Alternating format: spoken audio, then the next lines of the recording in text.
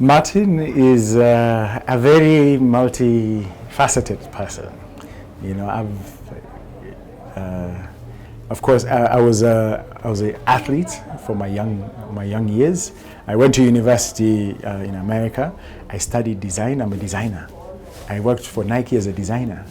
I was doing their shops, and I was hoping to move on to design their shoes.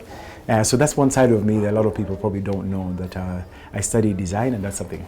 So I studied interior design in university, and I wanted to design shops, buildings, that kind of thing. So I got an internship with Nike, and I went to design their shops. And I did that for a year and a half after university. But my goal was always to get into footwear design shoes and that kind of thing. So, but I had to cut that career short because I ended up being a professional runner.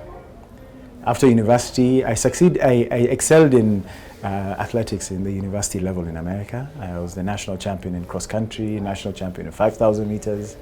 And then I had to make a decision to move to become a professional athlete. That was also my dream, you know, to be one of the best in the world. Having one of the best runners in the world from the late 60s and 70s was inspiration to me.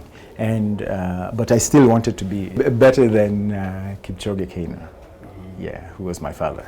So, and he's, you know, at the time he was one of the best runners in the world. You know, 1,500 meters to 5,000 meters, and he won 2 gold medals in the Olympics and 2 silver medals in the Olympics. So that was always my goal, to go to the Olympics and win a gold medal.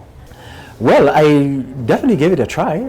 I tried my best. My first Olympic trials in 1996, I unfortunately finished 4th. So I didn't qualify to go to the Olympics because only the first 3 go. So, but still I pushed. I was one of the best in the world. I was ranked number 5 in the world in the 1,500 meters and 2,000 meters in 1996. And that was really my first year as a professional, actually my second year, after finishing school in 95. So my first full year as a professional, I was ranked in the top 10 in the world. So I knew that, you know, this was my path. I was going to try and improve as much as possible. You know, growing up with him, you know, in the late 70s, early 80s, you know, when we, you know, actually were now being aware of his stature as one of the best, you know, athletes in the world, or one of Kenya's most famous athletes.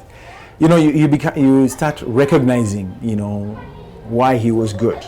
You know, people, you know, come and visit him. They talk about him so highly. You see him on TV. You see all those things. And he was constantly traveling, you know, to very many different places outside the country, and, you know, bringing us gifts or talking about, you know, where he's been or what he was doing. So we got to realize, you know, his stature in the world.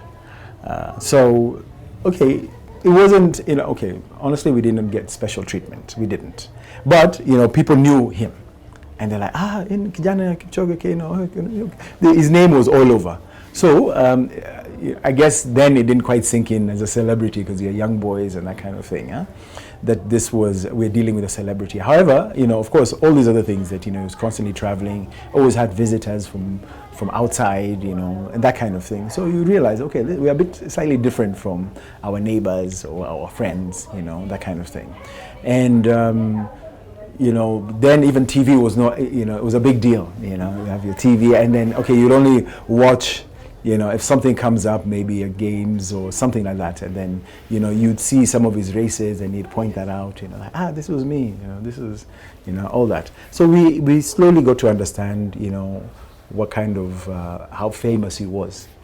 But fortunately, we were not, you know, our parents, but, you know, they didn't let it get to us. Let's say, oh, we are children of a celebrity, and let it get to us. We were just normal and nothing, you know, we just appreciated, but we were not, it not get to our heads that, we are celeb children. No. You know, we went to boarding school from class 1, so it was never, it was never any of that, you know. We went to Hill School from class 1, so, okay, and Hill School was a very nice school back then, you know. So, but still, it was never, you know, and we were around, you know, children, okay, not of celebrities, but it was just normal for us. to integrate with the children we were with in school.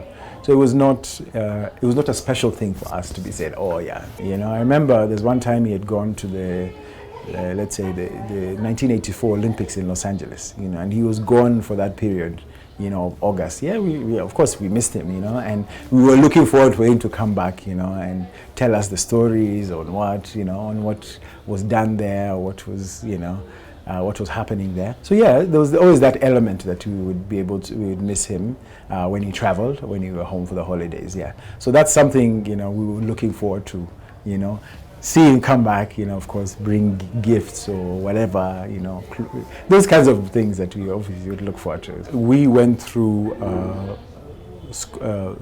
boarding school, that we were not really around the parents or our father figure. What we missed was how him showing us how to become men, or how to do certain skills, or how to become an athlete, how do you come, because we were interested in that. We used to run at home, we used to run all the time, but because he was so busy, we never really had him say, okay, now this is how you do it, this is how you train, this is how you do it, yeah, we were just running, we're just doing things on our own, the kind of thing, yeah, that is something that we actually missed. We wish that, okay, now since he was very good at what he did, just dropping that skill to us, saying, okay, now as young men, this is how you do it. This is how you run. This is how training is. It was never like that. I wish I had that, and that's kind of something I'm hoping to, give my boys. It's like, this is not how you do it. This is how, and different eras for sure. Of course, people are always the way we grew up in the late 70s, early 80s is very different from here, and maybe even them, they were not really prepared on, or how do you raise your boys in a certain way based on the era they're in, kind of thing. So, but nonetheless, I would have loved to have the benefit of his experience leading me. Okay, now you're interested in sports or athletes. Okay, this is what you need to do. Training, hard, easy, all those things. Maybe other exercises, or what could help you become better. And not only that, even the mental aspect. The physical is one thing. How to become mentally tough, how to deal with failure, how to do all those issues that you feel that are part of life. I went to high school in the U.S. and I had not really started running, when I went to high school there. But because when I went to high school there, already people knew my father. They're like, oh, son of Kipchoge Keino. So they already expected me to become good, but I was not good. It was like my first year, I was some races I was even last, because I was running with older high school boys. But then now I said, no, this can't happen. How can I can do this legacy? Yeah. So of course there was that pressure, and the pressure was even more in the U.S. than it was here. Huge pressure there, because of course the expectation of any Kenyan runner was high. So they know that if you're from Kenya, you must run, and you must run well.